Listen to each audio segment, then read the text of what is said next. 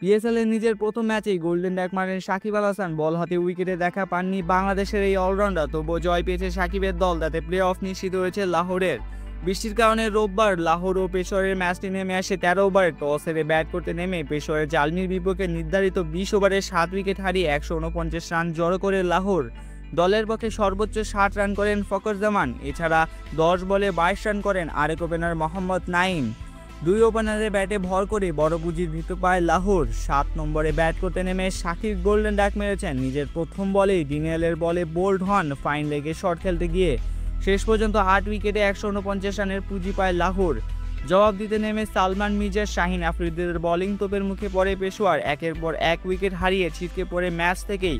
সাকিব 2 ওভারে বল করে দেন 18 রান, আর 1 ওভার তাকে দিয়ে করানোর সুযোগ থাকলেও শাহিন সেই পথে হাঁটেননি। 13 ওভারে 8 উইকেটে 123 রান থাকে পেশোয়ারের ইনিংস।